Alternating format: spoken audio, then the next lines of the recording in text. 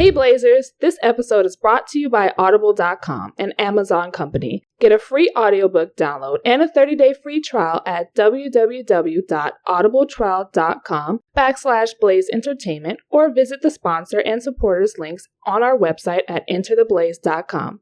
With over 180,000 titles to choose from your iPhone, Android, Kindle, or MP3 player. Now, let's start the show. Locked in to the hottest station on the planet.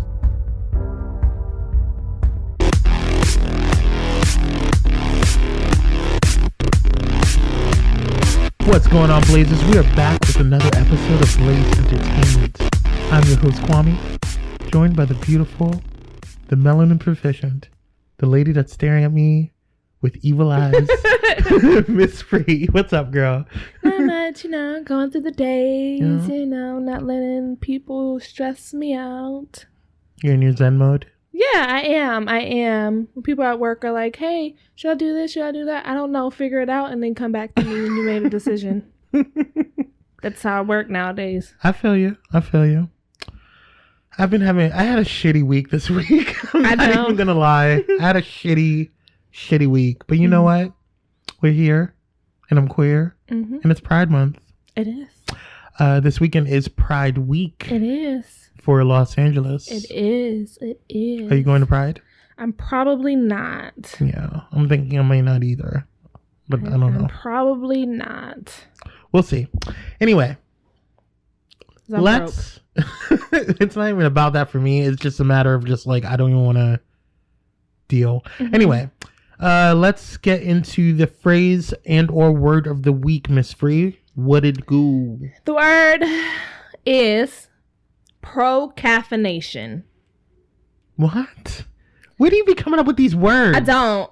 Urban Dictionary does. Okay, cool. And the definition is the inability to make a decision until you've had a cup of coffee. Well, which lately has been me because I will go into the office and just sit in the darkness until I could wake up. Or until someone comes in the office and turns on the light. You just sit there like I'm still asleep, yeah. My brain is not on. Procaffeination. I've actually I gave up coffee, so I've been doing tea and stuff, so tea helps. But anyway. I don't have a highlight this week because honestly, it's been so crazy this week that I have not been able to listen to any podcasts. Okay.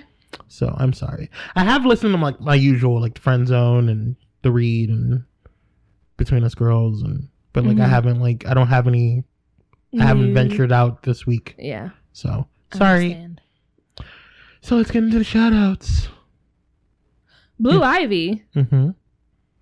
Had a dance recital recently. I saw. She's so cute. And she was up there getting the girls together. She really was, though. She was getting it in. She was like, you turn too fast. You have to turn slower.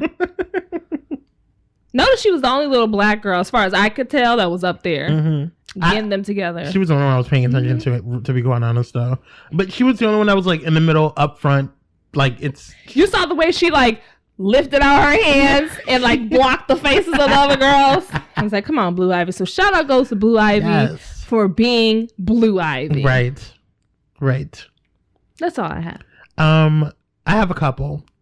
Shout out goes to a young lady named Queen of Luna is her Instagram handle. I don't know her real name, didn't say.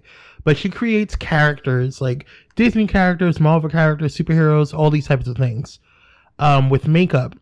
But she utilizes her hijab or hijab. Yeah, I saw as that. She does that. So it's like she incorporates it into her whole look.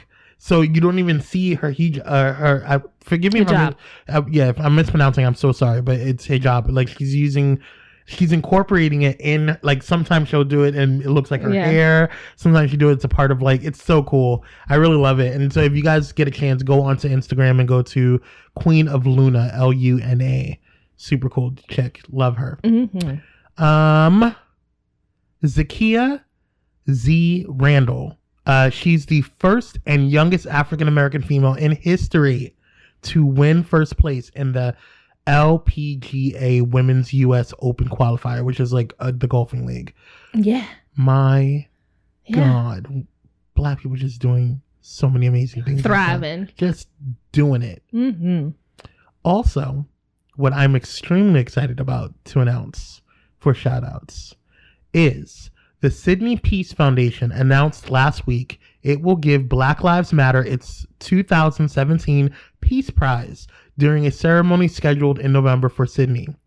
The award recognizes, and this is Newsweek reporting on this, the award recognizes the work of the founding leaders of the social justice activist network, Patrisse Cullors, Alicia Garza, and Opal Tometi, who began working together after Florida neighborhood watchman George Zimmerman, the murderer, was acquitted in 2013 in the shooting death of Black teen Trayvon Martin. And all these people have been saying that Black Lives Matter is this terrorist group and this hate group, and look at them getting the Sydney Peace Foundation award for the 2017 Peace Prize. Good. Yes. I'm proud. Yes. Doing the damn thing. Mm-hmm. You got anything else? Should we move on? No. Nope, I think that's it. Okay. We'll be back with the Petty World News. Hey guys, this episode is brought to you by Pyro Media Network. Pyro Media Network is a progressive moving platform to give a voice to those who feel don't have one. Social injustice, equality concerns, and more are just a few reasons why PMN is needed. For more information about Pyro Media Network, please visit pyromedianetwork.com. And we're back with the Petty World News. Yes. You were like all like zenned out with that. You was like, do you want to start? Sure. Kwame? I do, Miss Free. Let's do this. Phil Stair. He's a sales manager for the Genesee County Land Bank. Uses racial slurs and blaming poor residents for rising water costs in Flint, Michigan. I saw this. He said basically something about those niggas or niggers don't pay. First. Yeah. So basically what he was saying is that the reason why we have, or why Flint, Michigan has horrible water is because these niggers weren't paying their phone bill or their water bills. That's not why. Like, that's not why that happened. Like, how about you bring your lily white ass down here and shower in this water and drink this water and then talk to me. Right. Okay? Will you pay this bill when your kids are literally being poisoned? But I mean, are we surprised in this climate? No, right I'm now? not. I'm not. I'm absolutely not. I'm not. Right. It just sickens me because it's like nobody can accept the responsibility for what they're doing and always puts it back on the victims or the oppressed. Like, it's always our faults or it's always their faults. They did something wrong, or why everything is the way it is. It's not because you guys fucked up. It's not because you created a circumstance for these people to live in these type of conditions. And it's 2017 and this has been going on for fucking ever. Right, and it's still happening. The thing that gets me is that they're like, okay, let's poison this majority Black neighborhood, get them to pay for the poisoning. Right. So you want us to pay to kill ourselves, basically. Right. How about I pay for you to fix it? Right. As soon as you pay this motherfucking water, as soon as you fix it, bitch, then I will pay for it. Right. And until then, you're not getting the motherfucking dime. Oh, dumbass. You got anything? Yeah. Bill Maher. Oh my God. He was on, what is it called? Like it's whatever his fuck ass show is. I don't care. I don't know. Something on HBO, right? It's a show, yeah. Whatever. Anyway, so. I've never watched it. I haven't either. Anyway, so he was on his show and there was some joke where first of all, it's not even a joke. It was something to the lines of, oh, and I'm a house nigger or something like that, or nigga or something. I forget the elected that was on there was some. It was a senator, Sass something. Whatever. He was on there and he was like, well, yeah, why don't you come on down and we can get you up in the fields and so he was like, oh, no, I'm a house nigga. I don't do that. Right. So here's my thing. Bill Maher goes on to apologize for using the N-word on his show, saying that on Friday night he has lost a lot of sleep over it, and he says, and I quote, Friday nights are always my worst night of sleep because I am up reflecting on the things I should or shouldn't have said on my live show. Last night was particularly long as I regret the word I used in the banter or something. So here's my thing is the way he said it was no hesitation. So he's clearly has said the N-word plenty a bajillion times before because it was way too smooth. It wasn't even a hesitation. Yeah. He said it like he was sitting or he was really comfortable with a black person he didn't even know that well. Right. Right. So Bill Maher, fuck you. I never liked you anyway, so that's okay. But fuck you, just an extra fuck you. I won't be watching your show, I never have anyway. I wish they would take you off. What was it, HBO? Mm-hmm. I wish they would take you off. They're not going to do that, but whatever. Now, had he said something about Trump calling him a cracker, that would have been apparently, right, warrant for him to get off of. Yeah, these liberals. Yeah. Whatever. Fuck Bill Maher. I don't have the energy to even talk about it. There's so many people have already talked about it. I'm just fuck Bill Maher. The White House doesn't acknowledge the Pride Month. I mean, I'm not surprised about this at all. Like June 1st happened. Is it something like on their webpage or something? No, they didn't acknowledge it because usually every, at least for the past 8 years mm-hmm. with my president mm-hmm, Obama, every time that June 1st happens, he acknowledged and they would change the colors of the, in front of the White House and they would make it rainbow colors and they would do something to, represent Pride Month or the month of Pride. Well, nothing. Not a peep. Still no word. Not expecting it. Well, I mean, are we really surprised? I'm not. Actually, that's the phrase of the week. Are we really surprised? I mean, really though. No. According to Fox 13, a man in Maine was so pissed at government officials after being told he did not qualify for benefits. So he decided to somehow find over 100 bed bugs. Now, bitch, where do you get 100 bed bugs? I don't fucking know. That's gross.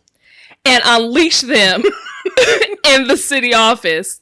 Now, when I tell you that is some next level evil shit,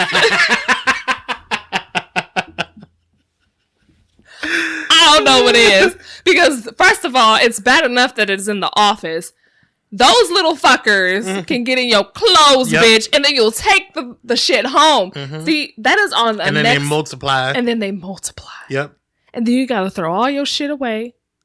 It's too much. So that's some next level petty and some next level evil I've ever seen in my fucking life. It's hilarious. And it's funny as fuck.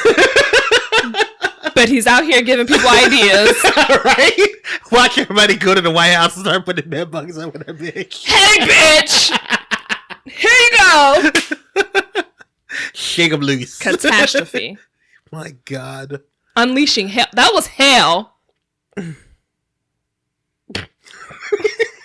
So bad. That's hilarious. It's so bad. That's so funny. I don't know. I support it.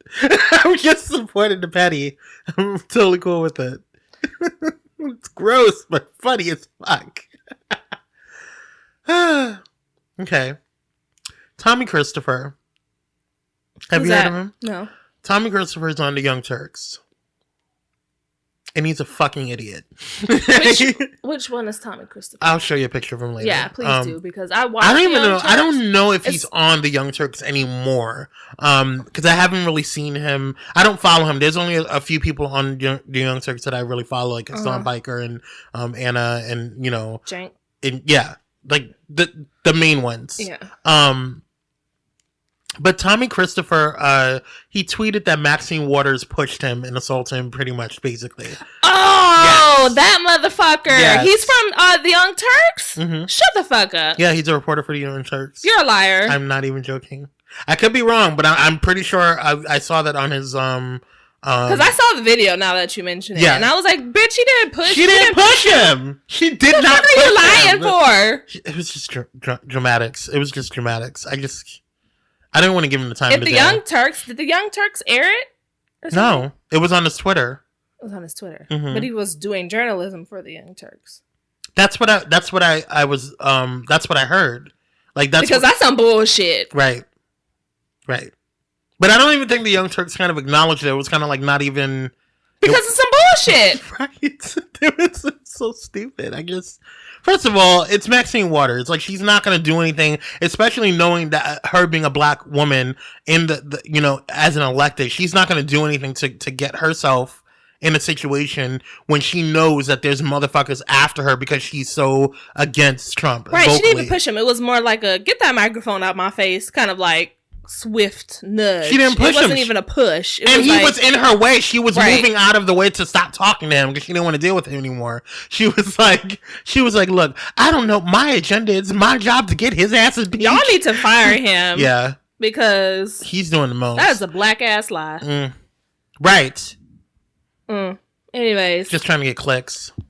That pisses me off because I like the Young Turks. And if they support that hoe, I'm just going to be like, Anyways. A sophomore at the high school of Pacific Palisades is speaking out about the hostile climate at the high school for minority students. She says that just months after she transferred to the school, there was a picture taken of her. Well, first of all, she knew it was going to be a hostile environment because the use of the N-word was used towards her. And the reason why I'm bringing this up is because there is a photo that I'm assuming a white classmate had took of her with a noose, like a drawn noose around her neck. I think she's on the bus. I don't know what kind of picture it is, but and I'm irritated. Like, and to hear the fact that it's at Pacific Palisades, which is in Southern California. Matter of fact, it's near Santa Monica. Irks the fuck out of me. You know, like, are we still really doing that? Are we really doing that? But am I really surprised? It's like, I'm confused, because you expect California to be like this bubble and, people aren't really, there's racism, but it's a lot of not overt racism, if you know what I'm saying. And she's at school. Like, damn. Like, for real. It left me speechless, and I really hope the boys who are involved in bullying this girl because she is black and other minorities at the school get expelled or something at least, because this is too much. Like a noose, my nigga. Like a noose. Yeah. I can't. But I mean, again, are we surprised? So shout out goes to I think her name is Aina for being strong and putting up with the shit for so long at her school. So shout out goes to you, girl, for finally speaking out, because this is not the first time something like this has happened to you or probably anybody else at that school. So shout out goes to you for putting up and being strong and, speaking your truth. Don't back down, girl. Don't back down. I have one more thing. Okay. Comey is the homie.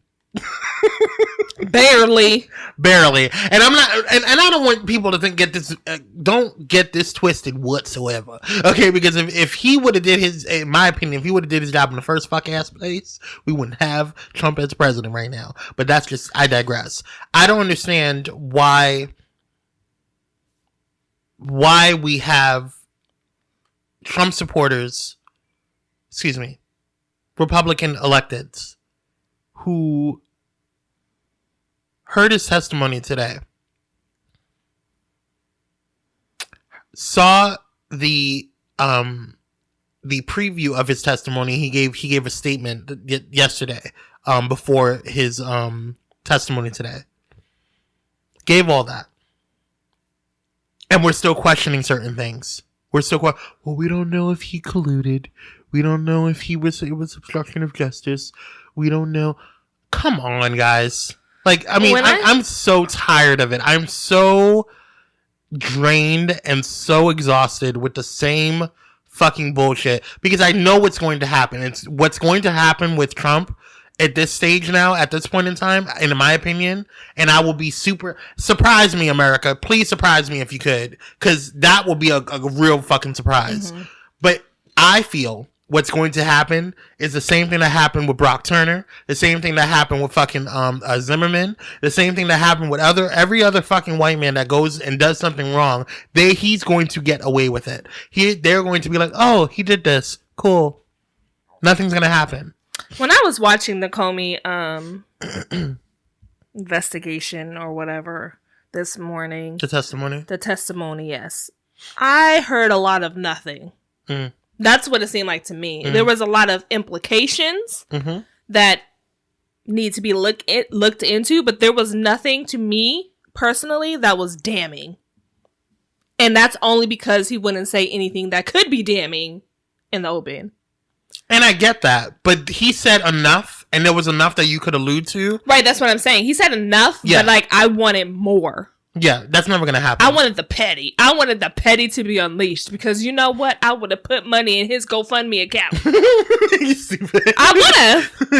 No, he would, and there would if he would have did it that way, it would have been a situation where you're implicating investigators that are out there on the line. He threw a couple of people underneath the bus, though. Let's be real here. Well, I'm talking about like agents and there's reasons why certain things are not said in open session. Mm-hmm. There are reasons why, because you might as well just tell the Russians are watching this. You know what I'm saying? They're not like, stupid. They're not like, everybody has the same. I'm telling you, half the globe was probably watching the Comey testimony because the United States is a huge leader in America or in the world. Mm-hmm. And so like, they're going to watch stuff like this and they're like, oh, Trump's going to get it. Right. So of course everybody's watching this. And so, Putin and them are going to watch this shit too. So you have to be careful of what you say in open session because then it can implement or implicate a lot of missions and things that are happening with the intelligence community that could screw things up. In addition to that, there's like a special investigation going on right now that Comey's aware of, and had he said something that implicated, or had he said something that could be detrimental to that investigation, we won't know because I'm guarantee you he's having those conversations with the committee in closed session. Well, I want to know now. Like, bitch, ain't nobody got time to hear about it later. I want to know now. I don't think it's ever going to come out until like later on. Like Watergate, the issues that happened with Watergate, like the deep issues that happened, like the sensitive stuff, didn't come out until years and years later. Mm-hmm. Until after years, many administrations later. You know what I'm saying? So like that's probably never going to come out until we're old. You know what I'm saying? Mm-hmm. Whatever. I'm just so sick. It's taking too long. Taking too long. Are we done? We're done. Yeah. All right, let's move on. Let's go into the reviews. We'll be back. Hey Blazers, check out one of our sponsors, Atomic Cosmetics. They have an array of colors that go boom and are tested on showgirls and never on animals. With freshly made seasonal skincare products that nourish your face and body, you can't go wrong. There is also a lot of cosmetics for you to choose from, like blushes, contours, foundations, eyeshadows, and more. Find multitudes of colors and palettes. Visit colorsthatgoboom.com and use offer code BLAZEATOMIC. And we're back with the reviews. Mm-hmm. Have some news.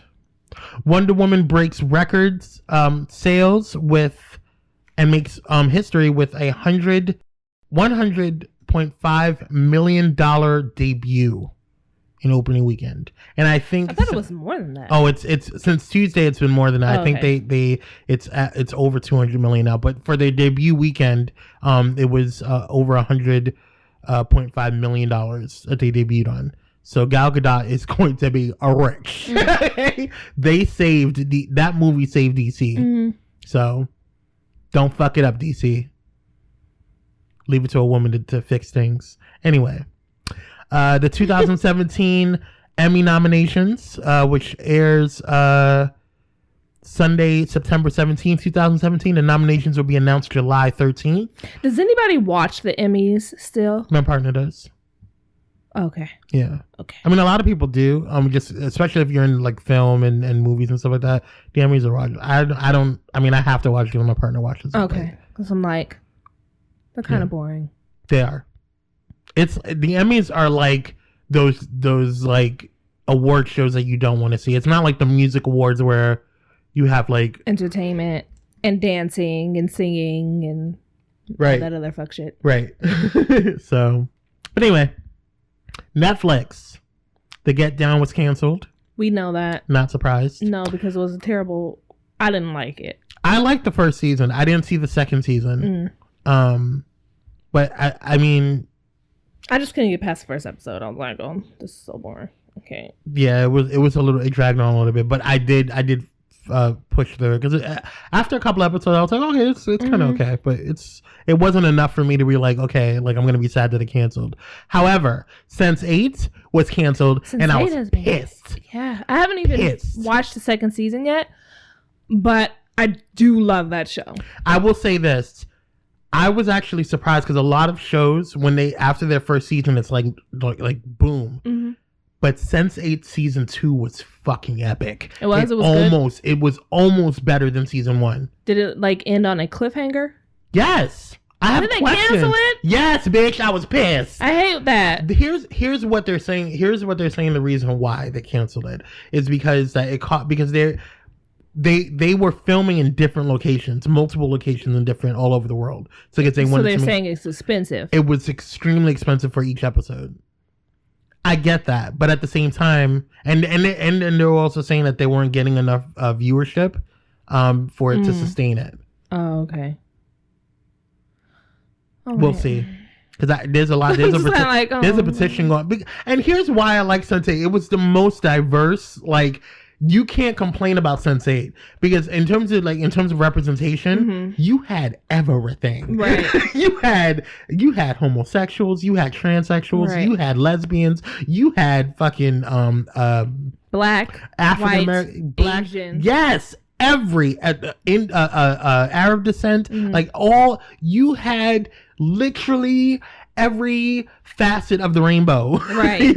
In that movie. And it was or in that show, and it was just, I'm so disappointed. Angry. Anyway, shall we get into the review of Dear White People Season 1, Episode 4? Let's do it. All right. Chapter 4, we go into Coco. Finally. I know. Troy's girlfriend is humiliated when Sam auto-tunes a rant of her she recorded. In flashbacks, it is revealed that the two were best friends as freshmen. Coco and Sam rant about white people and the subtle racism of Coco's white friends. Enraged by the racism and police brutality on campus and around the country, they attempt to join a black sorority. But Sam remains envious of the Black Students' Union. A fight breaks out between them with Coco revealing she tones down her blackness due to her dark skin. Coco quits her sorority and moves out of Sam's room. Coco becomes an outcast, but in the present, she becomes popular among the white kids and begins dating Troy. Sam offers her a peace offering for what she did, apologizing to Coco. What did Sam do again? Oh, because they got into it and they were just arguing with each other. Oh, okay. Yeah. Yeah. I mean, well. Yeah. People argue. Right. I was like, but what does Sam do? Like, I'm trying to think. Coco is a really perplexing character. Yeah. But I understand her. Because in her flashbacks, did we, or am I making this up? I can't remember, but we did flashbacks when she was a kid, right? when she was a kid? Not that I remember in the episode. Okay. I might be confusing it with something else. I mean, it could have happened. I just don't remember that in the episode. Okay. Well, I know that there was flashbacks of both her and Sam when they first got there and, you know, their friendship, budding friendship or whatever. But I don't remember any flashbacks of her as a kid. So Coco's chapter is all about, to me, colorism. Because Coco is a darker, has a darker complexion than Sam does. And because of Coco's dark complexion, she gets picked on the most. And therefore, she feels a need to assimilate more into a white culture, if that makes sense. A white space, yeah. A white space, because she's been picked on so much. So she wants to become like those people that picked on her, so she doesn't have to be picked on anymore. Which is the reason why she probably decides to get weaves, you know, becomes really close friends with these white girls who I don't even think are honestly her true friends, you know? And her whole demeanor of, I'm not even sure, like she struggles with accepting her blackness and wanting to be accepted in a realm that sees her blackness as a threat. Right. Which is why she feels the need to tone it down. Right. You know, let me not be so loud. Let me none of my hair not be so kinky. Let me not talk this way. You know, let me blend in more. And the tragic part of Coco is that she's never going to be accepted by those she wants to be accepted by. Right. It's just not going to happen. So I don't know if it was Coco's chapter or Reggie's chapter, but she brought up a really good point that I'm going to bring up here. And that's, there are certain spaces where you do need to tone down your blackness for survival. And that when she said that, I was like, bitch, you know what? You're right. Because we'll get into Reggie later. I think Reggie's the next one, right? Yes. So we're going to go back to Reggie. But what happens to him, in his case, something happens to him in which if he had toned down his blackness a little bit more, he may or may not have whatever had happened to him had happened. I don't want to like go too far into it because... But here's my issue with that. And here's why I have a problem with Coco. Because I have a love-hate relationship with her. Because I know girls like her. Right. Or I've known girls like her, rather. But my issue with Coco specifically is that she did tone down her blackness. And I feel like it's because of that enrages me with her, because I feel like she has gotten to a point where it's like, well, if I don't tone down my blackness, then I'm not going to be able. And I understand the whole survival part, you know, whatever. I get that. We all get that. You know, we have to, you know. There's like a little part of us that has to adopt a Coco mindset in some circumstances. Right. And a lot of that has to do with, especially when it comes to employment, a lot of us have to tone down certain things to maintain our safety in those spaces. But here's what pisses me off. I get frustrated when it goes from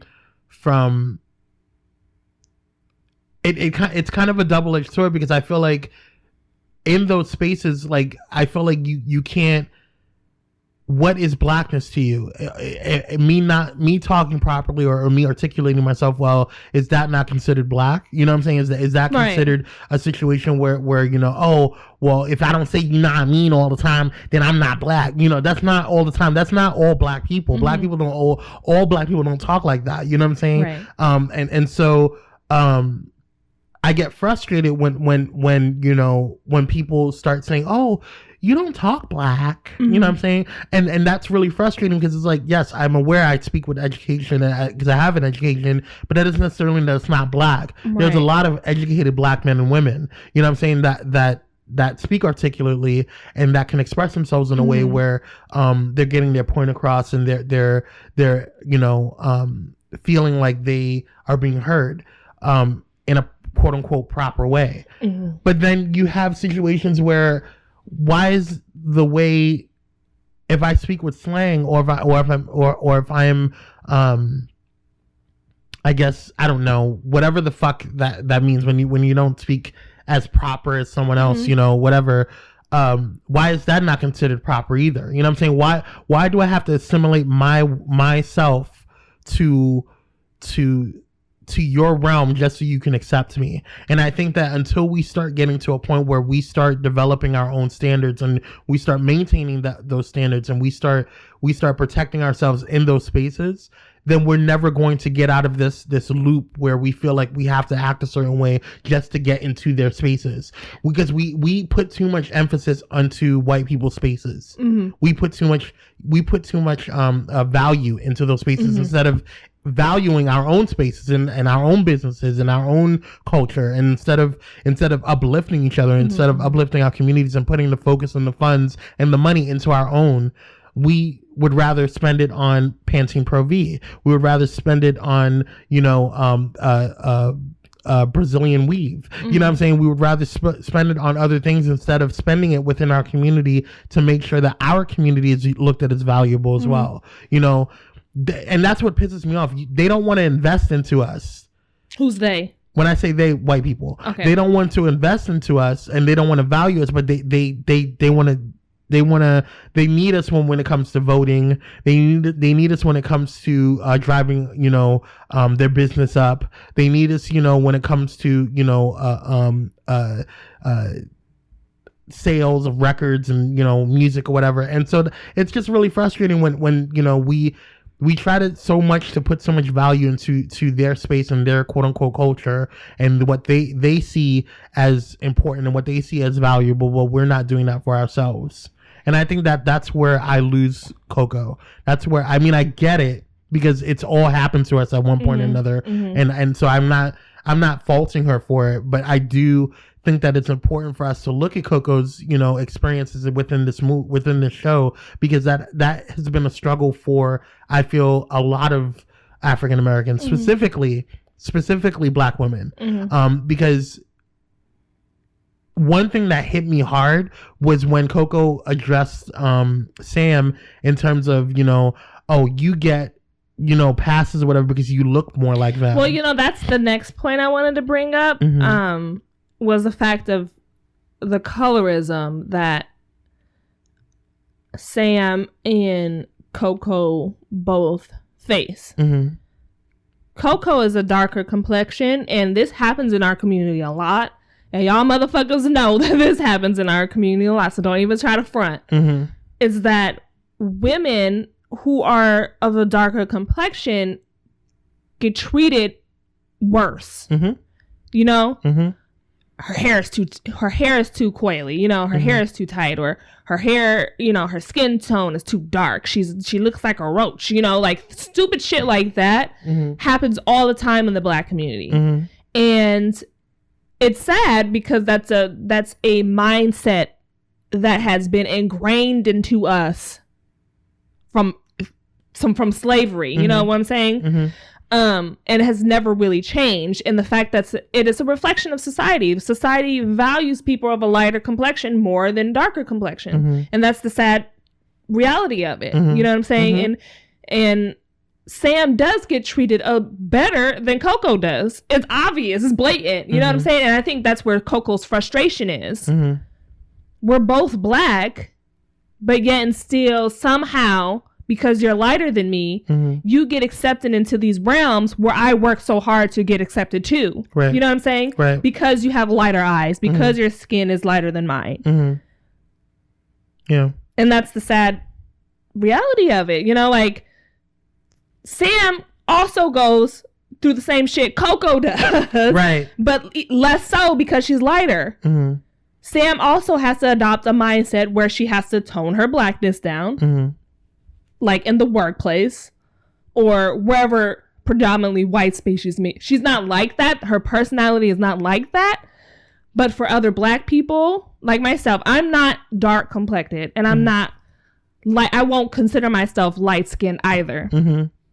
But I function in a space where I do get accepted quicker than my darker sister. You know what I'm saying? Because I am lighter. I'm closer to whiteness, I guess.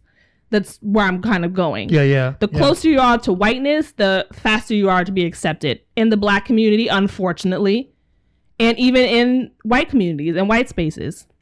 They're going to look at you differently because of your lighter skin.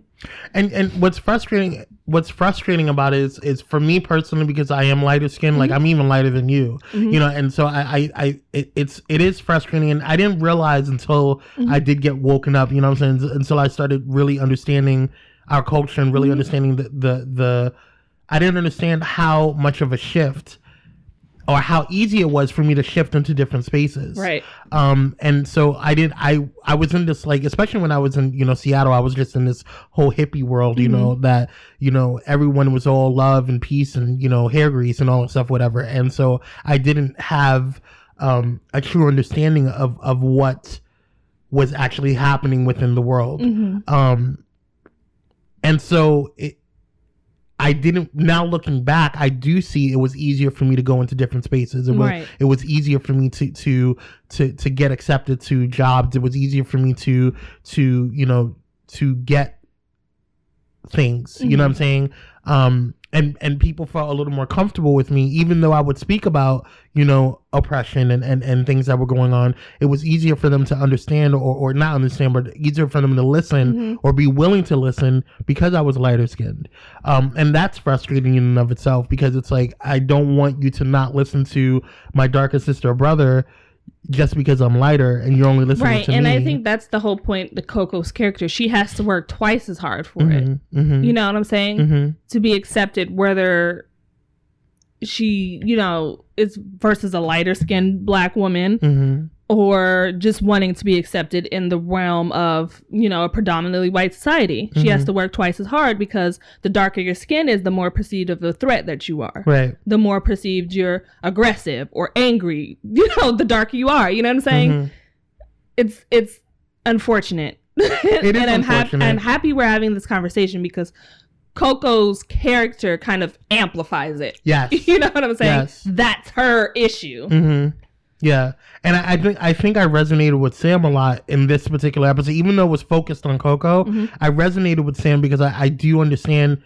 I saw her, I felt her, because I was her at certain points, because you're not, like, for me personally, like, I wasn't, especially growing up, I wasn't Hispanic enough for the Puerto Ricans. I wasn't, you know, Black enough for the Blacks. So I was always in this limbo, and I was too Black to be in the white spaces. I was too, you know, I was just always in this limbo of trying to find a space, to try to find my quote unquote tribe. And so I've always noticed that a lot of my friends, and I noticed that my friends are a melting pot of different people, which is fine. But the bottom line is that I get frustrated when I guess seeing Sam be rejected when they told him to get up off the table, and this is for Black student unions only or whatever, and because what she said in terms of, you know, I guess I'm not Black enough to be, you know, a part of the Black student unions group, and I'm just like, girl, I'm here, I see you. You know, right. And then that's another, you know, struggle that I feel maybe lighter skinned people go through. I'm not gonna invalidate that experience. You know what I'm saying? But at the same time, it's not as bad as what Coco is going through. Period. You know. So I understand Coco. She's problematic as hell, but I get it. You know, like, I get why she's like that, and she's trying to exist in a society where, I said before, we created the shit, but at the same time, there's no place for us inside of it. Right. Like it was built on our backs, but we're not allowed to be in it. Right. Yeah. So, anyways, I liked the episode. I thought her episode was. Yeah. It was good. I feel like with each episode there is a common theme and there's a common focus. Like, for instance, the first one was introducing everybody and was focused on Sam and her interracial relationship, and then the next one was Lino or Lionel, and his, you know, homosexuality and that being in the black space. And then what was the last one? Troy and him being, you know, having to live up to his this standard of being the dean's son and having this pressure of being the elite black man. Right. Oh, one more fact before the thought escapes me. It's shitty that darker skinned men are valued more than darker skinned women are. You notice that? I don't know if they're darker. I wouldn't say valued. I would say they're more sexualized. There you go. Yeah. That's what I'm not valued. Excuse me. They're more lusted after. Because if you remember when they were talking about the Coco's white friends, when they were right before they were, because if you think about it, it was Coco and Sam who created the idea of Dear White People, Sam's radio show, because they were doing it first. Right. They were talking about with Dear White People, together with them, which I found super fucking interesting because Coco hates Dear White People, the show, and at least that's how it was portrayed in the beginning. Coco hates the fact that it's out there. She doesn't hate the idea because, hell, she created the idea. Right. Coco hates the fact that it's putting a negative perception on black people because of Sam's outrightness. You know what I'm saying? Right. That's why Coco hates the show. She doesn't, I don't think she hates the idea of it because, hell, they were sitting talking shit together. Right. She just hates the idea of that the show is creating a negative perception of the black students on campus. That's what she hates. And that's what she's trying to actively fight against. That's the whole purpose. Like, you know, trying to be accepted, you know, and Sam doing it out loud to the public is not, you know, working, you know, for her. Yeah. So she wants to be low key. Right. We share the same struggle, but, you know, Coco's comes from a place where, bitch, you don't need to say that all in public because, you know, we gotta live. That's Coco's perception. But and just to go back to the whole timeline or each episode or whatever, I feel like this episode was more geared into, at least the demographic was more geared towards our community because it was saying Coco was putting a mirror in front of everyone. Although a lot of people may have, when at first, and this is, I'm one too. I was one of the first ones that hated Coco with a passion. But I also, after reviewing it again, because I watched it straight through. And so after seeing it again and reviewing it, I got it. And I was like, you know what? She's putting a mirror in our fucking faces because this is how the black community treats each other. Like, and one of the things, like, you know, that was looked at was Troy was like, you know, kind of lusting after Sam because she was lighter skinned, because, you know, she was that tip, the more quote unquote exotic looking one, you know what I'm saying? And so and Coco called him out on it. You know, it's like, you know, it's really frustrating when, you know, I'm sitting here, I'm beautiful as fuck too, but you're not looking at me because I'm darker skinned. Exactly. And that was coming from another black man. So if we're not valuing our women, if we're not valuing, and not to say that you can't like lighter skinned women, but what I'm saying is if you are picking lighter skinned women because they're more quote unquote exotic to you, and devaluing your darker skinned women because they're just darker skin, that's fucked up. Right. Because you're still black, bitch. Right. You know what I'm saying? They're still in our community. So how you expect for us to grow and cultivate. And I'm not saying that you have to love her, because I love who you want to love. Like, you can't control love. Love is going to spark up wherever it comes, i.e. Sam and what's his name? What was Gabe. And Gabe. You know what I'm saying? So that is what it is. Right. And she's super militant black woman. You know what I'm saying? And so you can't control love. Love is going to comes out of nowhere, and it's a spark. But you can control the stereotypes. You can't control your perception and how you view or how you value your black brothers and sisters. That's what you can do. Instead of sexualizing black men, you can empower them. Instead of devaluing darker skinned women, you can empower them. You know what I'm saying? Don't feed into that stereotype of like, oh, she's lighter skinned and she has lighter eyes, so she's prettier. No, that's stupid. You know what I'm saying? It's stupid, but it's the sad truth of it all. Right. It's unfortunate. Yeah. Anyways, that's it. Yes. That was long. Yeah, it was a good review, though. Yeah, it was. Yes. So, we'll be back with the listener letters. Hey Blazers, we want to hear from you. Have a TV show or movie suggestion you want us to review? Need some advice or an opinion on an issue you're having? Want to tell us how you're feeling about the show? Then send in a listener letter by visiting entertheblaze.com and going to our contact tab. One of your letters could be read on air. Thank you all for your support. Now let's get back to the show. And we're back with the listener letters portion of the show. Don't forget you can go on to www.entertheblaze.com and go to our listener letters section and fill out a form for not only ourselves, Miss Free and me, but you can also send letters to After the Blaze podcast, our companion show to Hope, Disguise, and 50 Shades of Gay. Miss Free, take it away. Okay. That first letter comes from Jackie. Okay. And she's from Santa Ana. Hey, come on, California natives. And her question reads, Hi, Team Blaze. I have been listening to Blaze Entertainment since the beginning of the year, and it's definitely been such a break from this country's craziness. Thank you for always making me laugh, cry, and not make me feel numb anymore. You're welcome. I had a question. I was listening to some other shows, and they did a throwback to the 90s, and so I was wondering, what are some of your favorite songs and artists that you used to listen to? I have a throwback playlist on my Spotify and wanted to add to it. Any suggestions? P.S. Miss Free, thank you. Thanks. You are my favorite on Team Blaze. Thanks. You have such a great viewpoint for women of color. Thank you for being such a great voice of reason and authenticity. Thank you. God bless you all. Love, Jackie. I second that PS. Thanks. Thanks, Jackie. Yes. So throwback. You go first. So yesterday on the radio, guess what came on? What? The boy is mine. Yes. I was living that you seem to be confused. He belongs to me. The boy is mine. I was like, yeah. That was my shit. That's what I'll put on your playlist if you don't already have it, girl. Brandy and Monica, girl. A classic. That was a classic one. I used to sing that shit like someone hurt me and I was only a kid. Like I really had a boyfriend.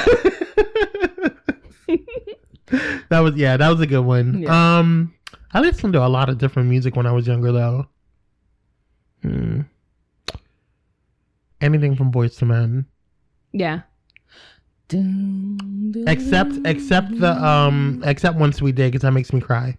Oh, okay. Every time I hear it.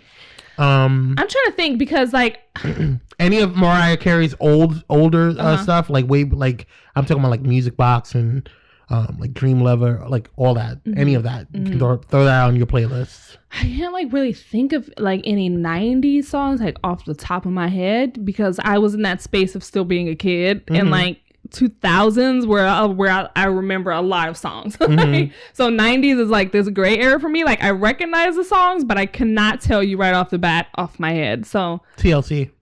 Oh yeah, TLC. Yes. So I creep. Yeah, just creeping on the down low.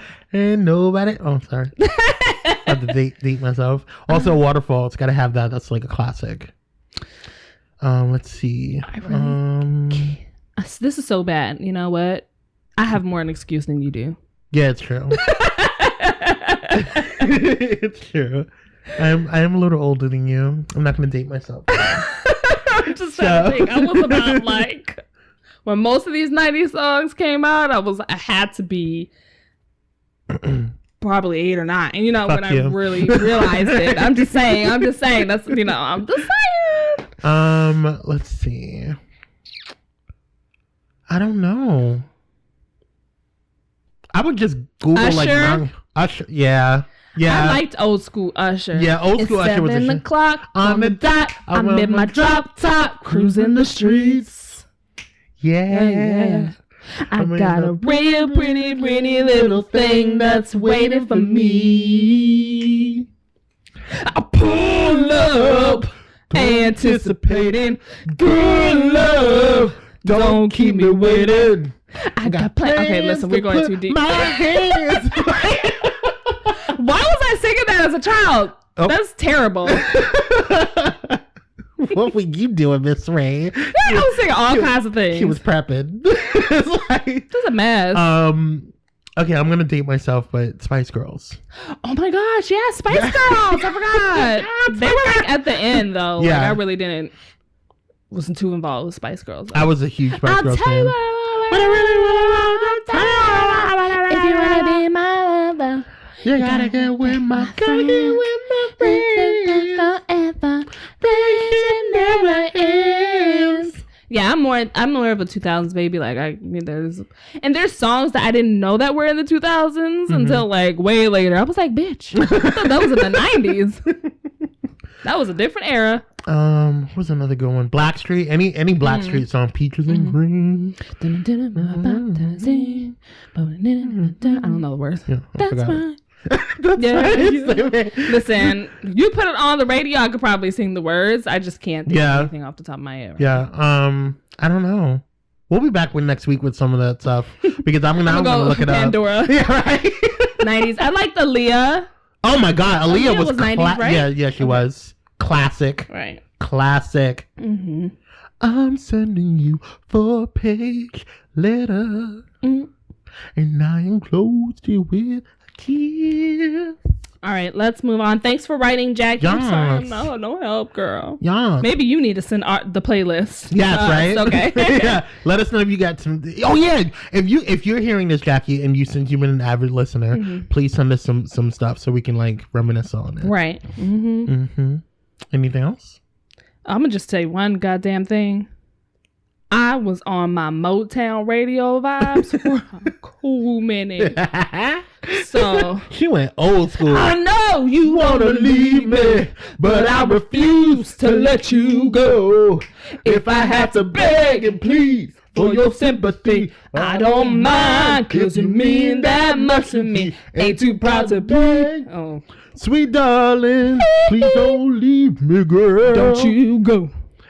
So I was on my Motown vibe for a cool minute. Anyways, let's move on. Okay. Next letter comes from Shawnique. She's from Las Vegas. Hey, turn up, girl. Her question reads, hey, Miss Free and Kwame, I love your show. Please keep up the momentum. I wanted to ask you about TV shows, movies that you watched when you were younger being remade. What are your thoughts on it? Do you think it's smart to do that, especially when we have different mindsets for millennials and baby boomers? Hope this makes it on the show. Stay blessed, Shawnique. Okay, so I feel really bad, but I completely blanked out. What was the question? I'm so sorry. I don't know what happened. What the fuck? She wants to know about TV shows and movies that we watched when we were kids. Oh. To be remade, and what are our thoughts on it? And she says, do you think it is smart to do a remake, especially when we have different mindsets for millennials versus baby boomers? That's actually a good question. I don't give a fuck about baby boomers right now. Let's be completely honest. Yeah, because I mean, honestly, like even I'm considered a millennial, like, right? You know, just because of the age bracket and stuff. But I guess I'm like an older millennial, a little more mature millennial. Whatever. I love the Rugrats. Oh, the Rugrats! They better not remake the Rugrats. I don't need a remake. We don't need that. I didn't like them when they grew up. Here's my thing. Here's what pisses me off about when they do remakes on shows. They're trying to appeal to those generations that seen it originally, but when you're putting out these new remakes or whatever, you need to appeal to the younger audience and the young crowd. They don't know anything about it, so they're not going to have any type of affinity to it. They're not, and especially if you're like trying to remake it and make a new timeline or whatever, and like it's like an updated version, they're not going to relate to it because they have no historical references to it. You know what I'm saying? Like when Will and Grace comes back out. Like, people who watched Will and Grace are going to respond to Will and Grace, and that's going to be their demographic. So you're going to have older gays in my generation, even people maybe in your generation who have watched it before. But you're not going to get anybody younger than you, Miss Ray. Right. You know what I'm saying? To watch Will and Grace, or even hell, I don't watch Will and Grace. But that's what I'm saying. I'm just throwing out an example, or like what was they remade Dirty Dancing. Never should have did that. That was a very... I didn't even watch it because it pissed me off that fucking much. There's certain movies that are classics. Yeah. And there's certain shows that are classics that can't be remade. Like Footloose? Usually when they remake a movie, it's worse. Right. It's like, why'd you mess with a good thing? Like, it was fine the way it was. And what's pissing me off... And I don't know if they said that they're going to keep...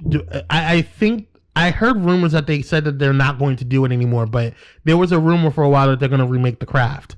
The Craft. The Craft. One of my favorite all-time shows or movies. Like it's the Four Witches and Nev Campbell's in it, and if you haven't, that's my fucking point. The fact that you haven't even seen it or don't even know what I'm talking about shouldn't be remade. Leave it as a fucking classic. Okay, it's.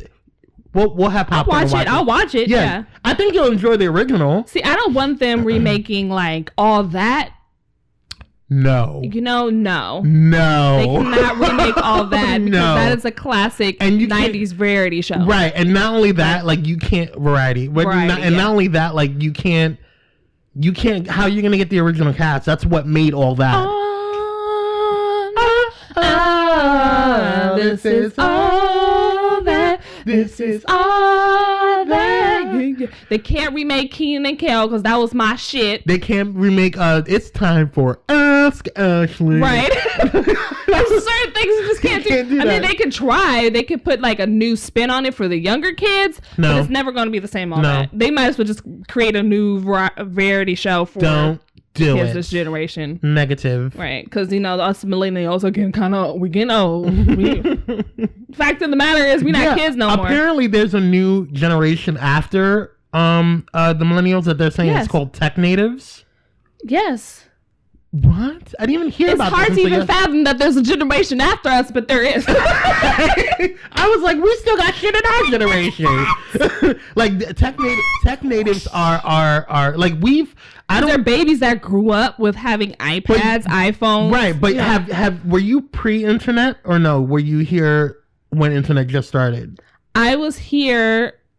I was born I think when internet was first being slowly introduced. Okay, I was pre-internet, and then I was here when internet was first introduced, and then I was here when I was a kid when they first started with cell phones and stuff like that. Right.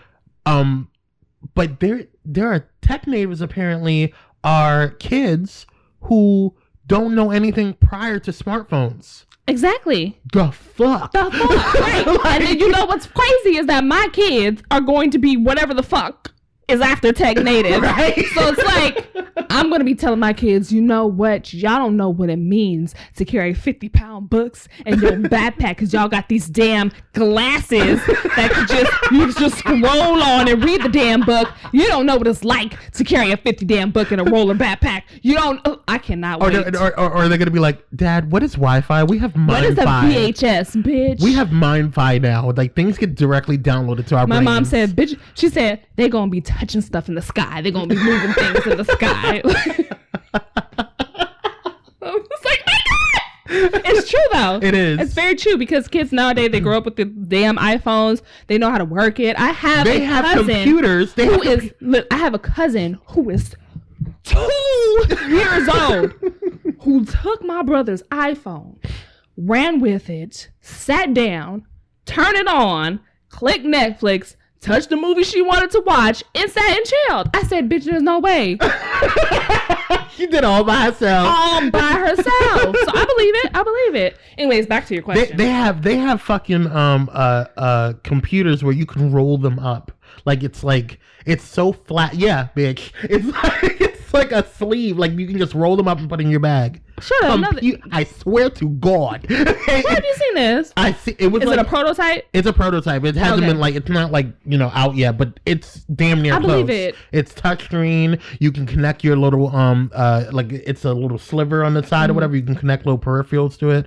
My God. I can't. I feel old already just talk about it. Like I come from the age when dial-up was like right? And you can't be on the phone and Come on, AOL, right? Come on, dial-up. Yes. Anyways, back to you got us being old over here. You've got mail. Kids know nothing, right? Now we got Alexa. And my mom, she like, I remember very vividly the first cell phone. It was like this chunk of thing, like as thick as that book. It had to be thicker. It was just a chunk, and you hold it to your phone. It looked like a house phone, but even house phones ain't that thick. Bitch, let me tell you something. I had a meeting this week, and I had to go into this like hotel or whatever. So we had to go into the hotel, and there was nothing on there's no keypads on the fucking elevator. It just closed, and I'm like, what the fuck is going on? Please state your destination. Shut up, bitch. You lying? I swear to God, I swear to God, I was like, floor 2. Moving to floor 2. Bitch, you lying. Bitch, it moved. Get the fuck out of here. I'm still amazed. I feel like I don't know technology anymore. Like, I feel like my mother now. Because like, literally like, what is this? every day something is coming out brand new. And I'm like, this is now we have elevators that tell you just talk to it. No, I want buttons, because if shit gets crazy, and what happens if the power goes out? You are fucked. There are no emergency buttons and nothing. Stay calm. Emergency assistance will be with you shortly. No, bitch, get me out. Open. Like, open. That's crazy. Oh my God. So to answer your question, Johnny, we just went all the way off. Sorry. Good question. No, we don't think things should be remade. No. Like, just leave the classics to the classics. Yes. Amen. Whew. All right, and that's our listener letters. Okay, We're done. Yeah, we're finite. We took too much time. Right. We'll be back with the vent section. This episode is brought to you by one of our new sponsors, We Buy Black. We Buy Black is an online marketplace for Black-owned businesses to showcase and sell their products to a global community. What drives We Buy Black is a community of creative entrepreneurs who use We Buy Black to sell their products. Thousands of shoppers who believe supporting these entrepreneurs to affect social change, and the committed staff of We Buy Black. Visit www.pyromedianetwork.com for our sponsored direct links. It's time to support Black businesses. Now let's get back to the show. And we're Black Blazers. With the vent session, and I don't have a vent because... You never have a vent. You know what? I'm like, when I have something to say... You'll say it. I'll say it. Mm-hmm. Until then, bitch, I ain't got nothing to say. So, Kwame has a vent. I do. So I'm going to let him go ahead. Take it away. It's kind of silly. Well, it's not silly. It's means something to me. Okay. And it has nothing to do with, I'm tired of talking about this administration. Mm-hmm. I'm tired of talking about white people right now. I'm just going to talk about this particular situation. Or rather, I'm just going to talk. That's all. Mm-hmm. I'm not going to make it specific to anything. Here's my thing. I am very... I pride myself on friendships. And I don't use friend very loosely. Mm-hmm. I have a lot of people who I'm cool with. And in that cool people... there are degrees, you know what I'm saying? In terms of various degrees of how far you get close to the friendship level. Mm-hmm. You know what I'm saying? Not everybody is your friend. I'm a firm believer in it. Mm-hmm. But that doesn't necessarily mean that everybody's your enemy. It's just that we're just not that cool. Mm-hmm. I have a lot of people who I'm cool with. Just because you're friends on Facebook does not make me your friend, mm-hmm. You know what I'm saying? Or it does not make me consider you my friend, But there's a lot of people who I'm cool with. I have peeps. Mm-hmm. Peeps are people who are just about to be friends, but we just don't have enough experience together to be friends. Mm-hmm. Friends, I'm a ride or die for you. Like, I will take a bullet for you. Mm-hmm. You know what I'm saying? Those, like, friends. Like, Miss Free, you are my friend. You are my sister from another mister. Okay? You call me, I'm there, bitch. You know what I'm saying? And vice versa. Okay? But I don't consider that with every single body in the world. You know what I'm saying? And then there's people who I'm really cool with, who I consider my peeps. Hope, 50, they my peeps. They call me. If they call me at 3:00 in the morning, I'm gonna be there. If they need to talk to me, if they need to vent, I'm there. My phone will be on. Hopefully, I'll give my house phone number just in case. You know what I'm saying? If they need me, I'll be there. But not beyond that. You know what I'm saying? Beyond that, I have people who I'm cool with, because I generally think I'm cool with a lot of different people. Like, there's very few people I dislike. But I'm gonna tell you this: if you're going to sit here and forgive me, guys, I have a slight cold. I apologize. if you're going to sit here and make it seem like we're cool when the last time I talked to you was in February or January of last year, baby, you know what I'm saying? And then all of a sudden you just trying to pick up and you don't talk to me at all, but yet we're cool. We're on social media. But you don't say anything to me. And the only time that you want to talk to me is when you want to complain about what's going on in your life, but you don't want to ask me what's going on in my life. And the only time that you want to talk to me is at those point in times. That's not a friend to me. Mm-hmm. I'm not considering you a friend. And if you are in this illusion where you think that because we're cool or because we don't get into arguments or because we're just, we're on each other's social media, that doesn't mean that we're friends. Mm-hmm. I have a lot of people on my social media. I have a lot of people that I associate with on a daily basis, whether it be with Pyro Media Network, whether it be with Blaze Entertainment, whether it be where I Rather Not podcast, mm-hmm. whether it be with, my work, whether it be with, networking with regards to hooping and stuff like that, my dance and whatever. I have those people on my social media, but that doesn't necessarily mean that we are friends. Mm. And so if you're not going to put into the friendship bucket and you're expecting me to only put into the friendship bucket, we ain't friends, ho. Mm-hmm. That's how I feel, because I feel like a friendship is, and I'm not saying that we have to be talking. There are times, like for instance, this particular week, you and I, for some reason, have been missing. Like we only talk to each other on Messenger for some reason this week. I was just saying, what the fuck is going on? It's been a shitty ass week. What's going on? Yeah, but it's a difference with that, mm-hmm. because I'm not expecting you. Like you have your days when you just don't want to talk to anybody. Right. You know what I'm saying? Mm-hmm. And I understand that. Like you and I sense that because mm-hmm. that's how close we are. I know when Miss Free don't want to talk to nobody, mm-hmm. and she'll shut up her phone. Or she'll be like, hey, I gotta go. Mm-hmm. And I'm like, cool, I'll talk to you later. Mm-hmm. You know what I'm saying? That's it. And we'll pick right back up the next time we talk. Mm-hmm. And it's great. It's Gucci. There's no issues. Mm-hmm. But I'm not going to sit there and cater to you if you're not going to put in the same amount of energy that I put into our friendship. You know what I'm saying? Or I put into that particular relationship, whatever it is.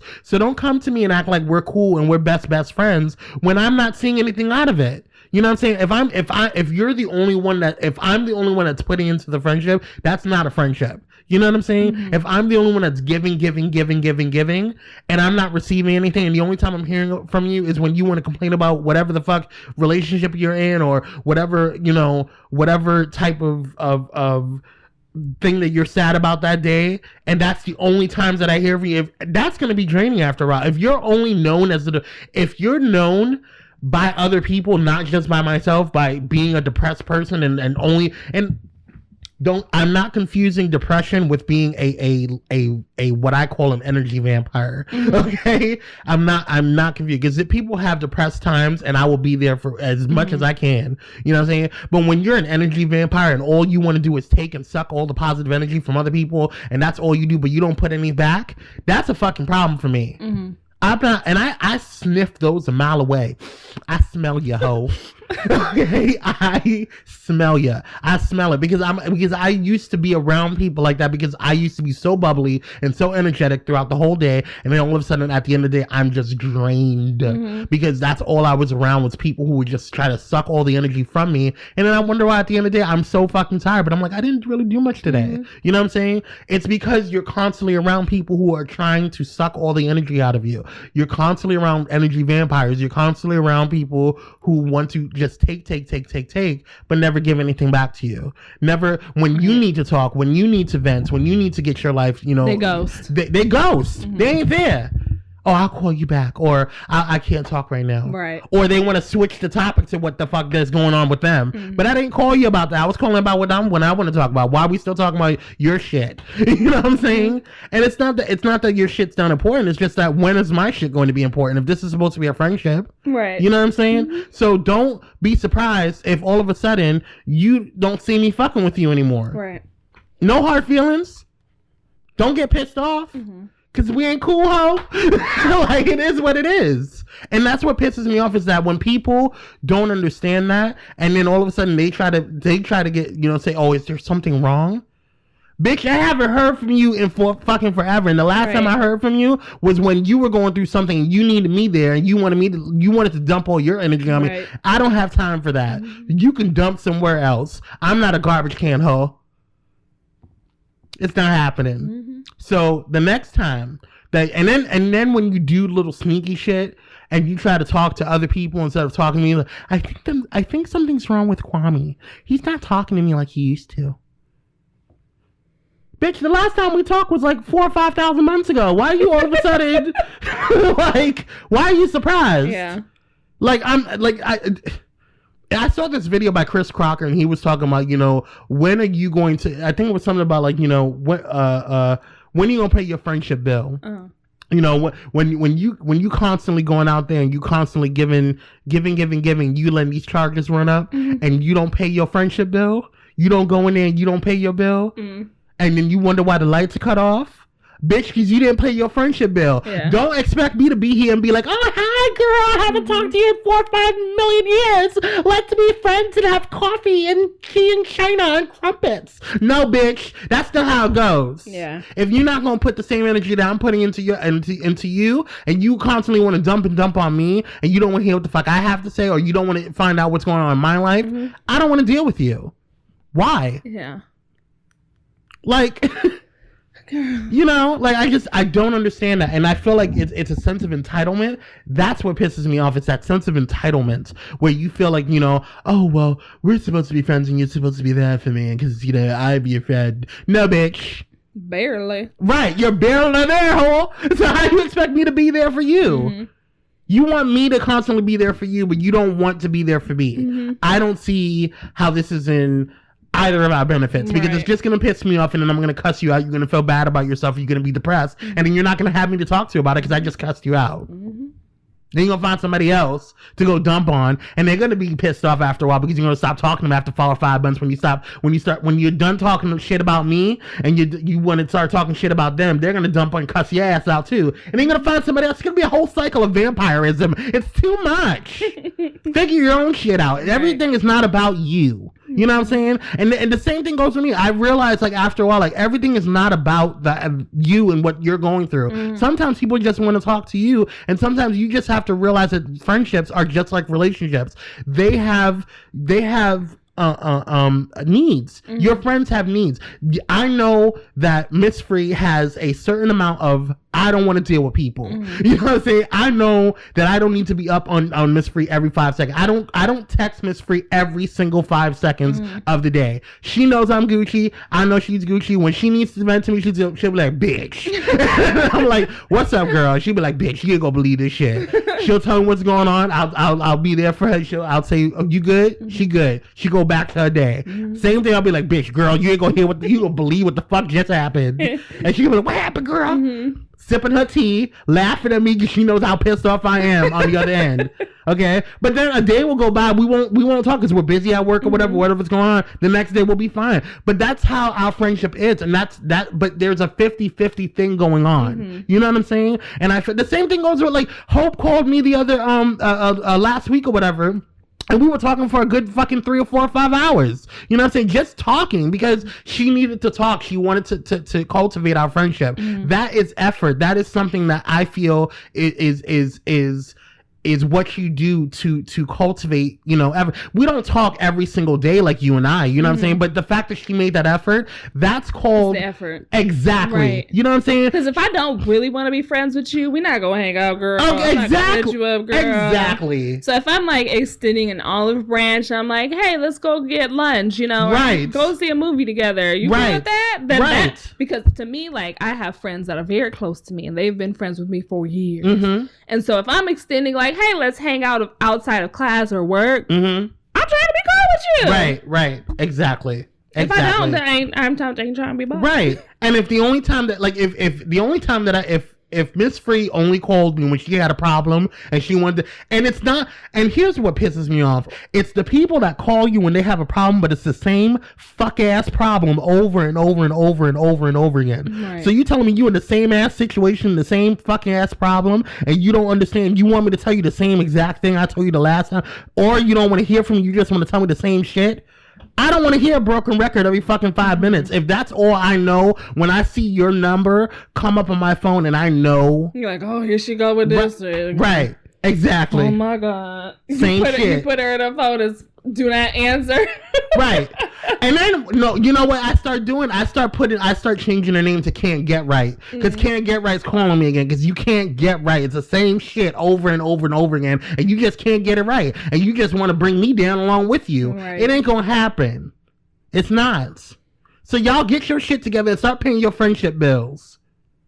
Mm-hmm. Especially if you trying to be your friend. Don't not call somebody for fucking 4,000 or 5,000 months and the last time that you spoke to them was when you dumped on them. Right. That's some bullshit. Yeah. Mm-hmm. And then be surprised when they're like, we ain't talking. Yeah, I have friends like they know this. They're coming to hang out with me for my birthday. Mm-hmm. And we won't talk for like a smooth 4 or 5 months, like you said.